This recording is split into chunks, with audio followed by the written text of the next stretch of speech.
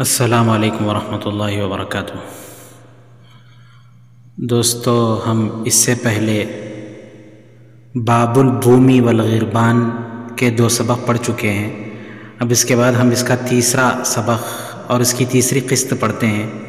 میں بغیر کسی تمہید کے اس کے ترجمے کو شروع کرتا ہوں۔ قال الغراب، کوے نے کہا، کان لی جار من السفاردتی،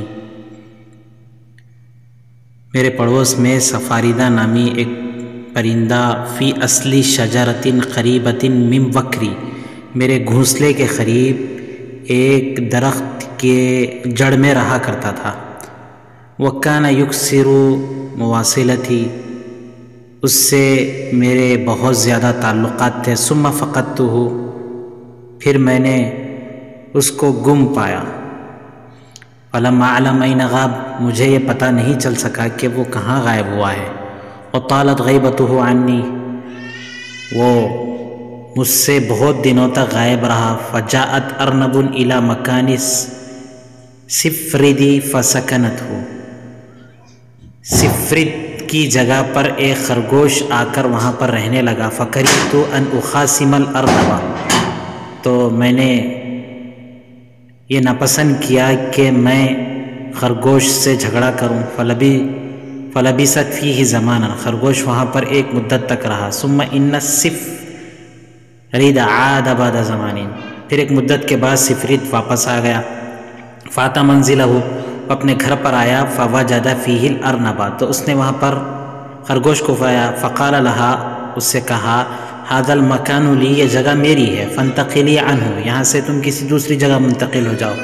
قالت الارنب، وہ نے کہا، المسکن لی، یہ تو گھر میرا ہے۔ وتحت یدی، اور یہ میرے قبضے میں ہے۔ وانت مدع لہ، اور تم اس کا دعویٰ کر رہے ہو۔ فإن کان لک حق، اگر تمہارا اس گھر پر کوئی حق ہے، فاستعد باثباتہ علی، تو اس کو ثابت کرنے کے لیے تیار ہو جاؤ۔ قال السفرد، سفرید نے کہا، القاضی منا قریب، قاضی ہم سے یہاں پر قریب ہی رہتا ہے۔ فہلمی بنا الیہ، چلو ہم اس کے پاس چلتے ہیں۔ قالت الارنب، خرگوش نے کہا، ومن القاضی، یہ قاضی کون ہے؟ قال السفرد، سفرید نے کہا، ان بساحل البحر سنورا متعبدا، سمندر کے کنارے پر ایک عبادت گزار بلی رہتی ہے جو دن میں روزہ رہتی ہے اور رات ساری تہجد پڑھتی ہے۔ ویقوم اللیل کلہ ولا یؤذی دابۃ، کسی جانور کو تکلیف نہیں دیتی۔ ولا یحرق دما، کسی کا خون بہاتی نہیں ہے۔ احرق یحرق، احراق بہانا۔ عیشہ، اس کا گزران، اس کی زندگی، آگے دیکھیے، اس کی زندگی، وعیشہ من الحشیش، اس کی زندگی گھاس پھوس، ومما یقذفہ الیہ البحر، اور سمندر کے جھاگ سے ہوتی ہے، جس کو سمندر پھینک دیتا ہے، یعنی اس کی زندگی گھاس پھوس اور سمندر کے جھاگ سے ہوتی ہے۔ فإن احببت تحاکمنا الیہ، اگر تم چاہو تو ہم اس سے فیصلہ کراتے ہیں۔ ورضینا بہ، اور ہم اس کے فیصلے سے راضی بھی ہوتے ہیں۔ قالت الارنب، خرگوش نے کہا، ما ارضانی بہ اذا کان کما وصفتی، میں اس سے بالکل راضی ہوں اگر وہ ایسے ہی ہے جیسے تم بیان کر رہی ہو۔ فانطلقا الیہ، وہ دونوں اس کے پاس گئے۔ فتبعتہما، تو کوا کہتا ہے، میں ان دونوں کے پیچھے چلا، لانظر الی حکومت الصوام القوام، تاکہ میں اس روزے دار اور شب بیدار تہجد گزار کے فیصلے کو دیکھوں۔ ثم انہما ذهبا الیہ، پھر وہ دونوں اس کے پاس گئے۔ فلما بصر السنور بالارنب، جب بلی نے خرگوش کو دیکھا، والسفرد، اور سفرت کو دیکھا، مقبلین نحوہ، کہ وہ اس کے جانب آ رہے ہیں، انتصب قائما یصلی، کھڑے ہو کر نماز پڑھنے لگی۔ انتصب، ینتصب، انتصاب کھڑے ہونا، کھڑے ہو کر نماز پڑھنے لگی۔ واظہر الخشوع والتنسک، اور نہایت ہی زیادہ خشوع و خضوع کا اظہار کرنے لگی۔ فعجبا لما رأیا من حالہ، تو انہوں نے اس کی حالت دیکھی تو وہ بہت زیادہ تعجب میں مبتلا ہو گئے۔ ودنوا منہ حائبین لہ وسلم علیہ، وہ دونوں اس کے ڈرتے ہوئے قریب ہوئے، اس کو سلام کیا، وسألہ، اس سے پوچھا ان یقضی بینہما، اس سے سوال کیا کہ وہ ان کے درمیان فیصلہ کریں۔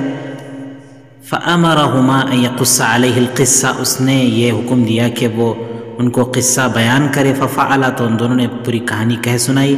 فقال لہما، تو ان دونوں نے اس سے کہا، تو اس نے ان دونوں سے کہا قد بلغنی الکبر، میں بوڑھی ہو چکی ہوں، وثقلت اذنایا، میرے دونوں کان بوجھل ہو چکے ہیں، فدنوا منی، تم دونوں میرے قریب ہو جاؤ، فاسمعانی ما تقولان، مجھے سناؤ جو تم کہنا چاہتے ہو۔ فدنوا منہ، تو وہ دونوں فدنوا منہ،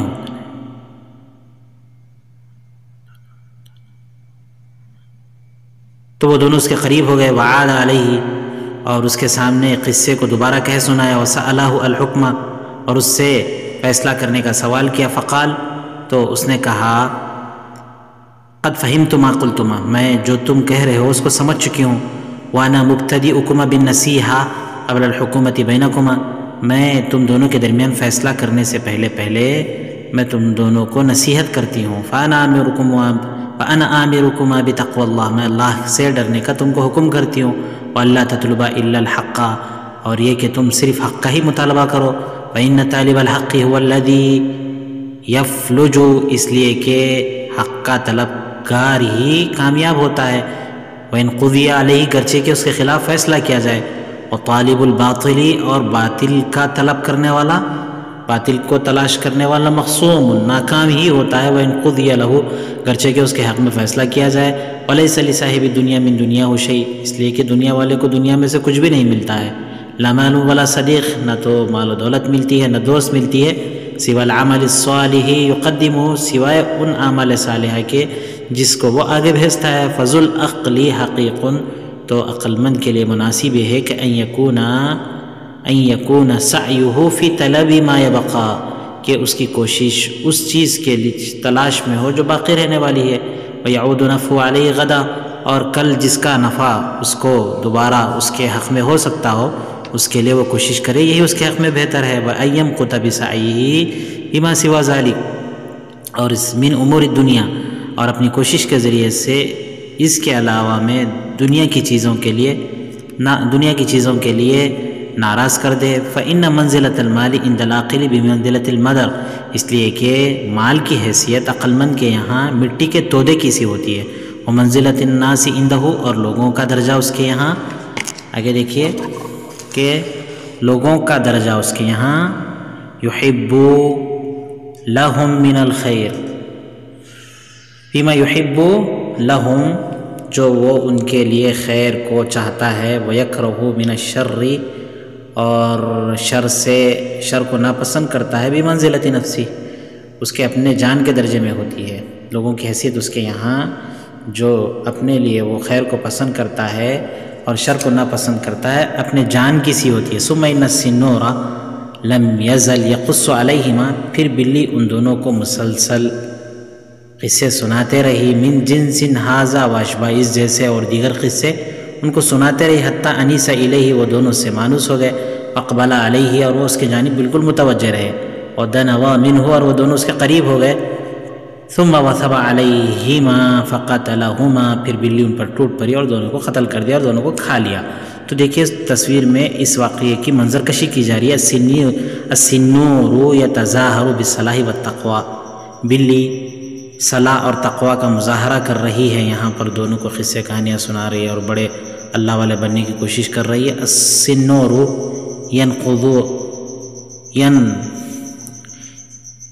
ینقبض علی الارنب والصفرد، اور یہاں پر بلی ٹوٹ پڑ رہی ہے، حملہ آور ہو رہی ہے خرگوش اور صفرد نامی پرندے پر۔ تو یہ قصہ سنانے کے بعد کوا کہتا ہے ثم ان البوم، پھر اس کے ساتھ ساتھ چمگاڑر تجمعو ما وصفتو، جو اوصاف میں نے بیان کی ہیں اس کے ساتھ ساتھ ان کے اندر جو میں نے اوصاف بیان کیے ہیں اس یعنی ان کی نحوست کے ساتھ ساتھ سائر العیوب، ان کے اندر جو ہے ہر قسم کے عیب جمع ہیں۔ فلا یکونن تملیک البوم من رأیکن، تو چمگاڈر کو بادشاہ بنانا تمہاری رائے نہیں ہونا چاہیے۔ فلما سمیع الکراکی، جب آبی پرندوں نے سنا اس کو، من کلام الغراب، کوے کی اس بات کو سنا، اضربنا، تو انہوں نے اعراض کر لیا، ان تملیک البومی، چمگاڈر کو بادشاہ بنانے سے انہوں نے اعراض کر لیا۔ وکان ہناک بوم حاضر، وہاں پر ایک چمگاڈر حاضر تھا، قد سمع ما قالوا، اس نے ان کی ساری گفتگو کو سنا، فقال للغراب، اس نے کوے سے کہا، لقد وطرتنی عادمت تیرتی، تم نے مجھے بہت تکلیف پہنچائی، وطر یترو، وطرن میں نے تکلیف پہنچانا، تم نے مجھے بہت، ولا عالم انه سلیف منی الیک سوء اوجب ھذا، میں نہیں جانتا کہ مجھ سے تم کو پچھلے زمانے میں کوئی تکلیف پہنچی تھی کہ جس کی وجہ سے تم نے ایسا کیا۔ وبعد فعلم ان الفاس، اور اس کے بعد جان لو کہ ان الفاس یقطع به الشجر، کہ کلہاڑی کے ذریعے سے درخت کو کاٹا جاتا ہے، فیعود ینبت، پھر وہ درخت پھر سے اگاتا ہے، والسیف یقطع اللحم، اور تلوار گوشت کو کاٹتی ہے، ثم یعود، پھر وہ گوشت درست ہو جاتا ہے، فیندمل، اور وہ زخم مندمل ہو جاتا ہے، بھر جاتا ہے، واللسان لا یندمل جرحہ، اور زبان کا زخم بھرتا نہیں ہے، ولا توسع مقاطعہ، اور اس کی کاٹ کا دوا، اس کی کاٹ کا علاج نہیں ہوتا ہے، والنسل من السہم، تیر کا پھل، یغیب فی اللحم، گوشت میں چھپ جاتا ہے، ثم ینزع، پھر اس کو نکالتے ہیں تو فیخرج، نکل جاتا ہے، واشباع النسل من الکلام، اور تیر کے پھل کے ہی مثل کلام اور گفتگو بھی ہوتی ہے، اذا وصلت الی القلب، جب وہ دل تک پہنچتی ہے تو لن تنزع، تو وہ نکلتی نہیں ہے۔ کلام جب دل میں پہنچتے ہیں تو وہ نکالے نہیں جا سکتے ہیں، ولم تستخرج، اور اس کو نکالا نہیں جا سکتا ہے، وَلِكُلِّ حَرِيقٍ مُطْفِئٌ، ہر آگ کو بجھانے والی چیز ہوتی ہے، وَلِلنَّارِ الْمَاءُ، جو آگ ہوتی ہے اس کو بجھانے والا پانی ہوتا ہے، وَلِلسُّمِّ الدَّوَاءُ، زہر کو بجھانے والی دوا ہوتی ہے، وَلِلْحُزْنِ الصَّبْرُ، اور غم کو دور کرنے والا صبر ہوتا ہے، وَنَارُ الْحِقْدِ، اور جو ہے کینہ کی جو آگ ہوتی ہے، لا تغبو ابدا، وہ کبھی بھی بجھتی نہیں ہے، وقد غرستم معاشر الغرمان، اے کوو، تم لوگوں نے بو دیا ہے ہمارے درمیان، وبینکم، تمہارے درمیان، شجر الحقد، کینہ، دشمنی اور بغض کے درخت کو، شجر الحقد والعداوت والبغضاء، کینہ، دشمنی اور بغض کے درخت کو تم نے بو دیا ہے۔ تو دوستو ہم اس ویڈیو کو یہیں پر ختم کرتے ہیں، اس کے علاوہ اس کے بعد جو آگے ہے اس کے بعد ہم اس کی اگلی ویڈیو بناتے ہیں۔ آپ سے گزارش یہ ہے کہ ہمارے اس کام کی ہمت افزائی کریں اور ہمارے چینل کو سبسکرائب کریں، ویڈیو کو لائک کریں، شیئر کریں، اور ہمارے اس کام کے سلسلے میں جو مفید مشورے ہو سکتے ہیں ضرور دیں، تاکہ اس کام کو ہم مسلسل کر سکیں۔ اس کتاب کے اختتام کے بعد انشاءاللہ عز و جل دیگر کتابوں کے ترجمے کا کام بھی کیا جائے گا۔ آپ سے گزارش ہے کہ ہم اس سلسلے میں مشورہ دیں تاکہ اس کام کو ہم مسلسل کر سکیں۔ السلام علیکم ورحمۃ اللہ وبرکاتہ۔ دوستو ہمارے چینل کو سبسکرائب کریں، بیل آئیکن کو دبائیں، ویڈیو کو لائک اور شیئر کریں، ویڈیو پر کمنٹ کریں۔ جزاکم اللہ خیرا و احسن الجزاء۔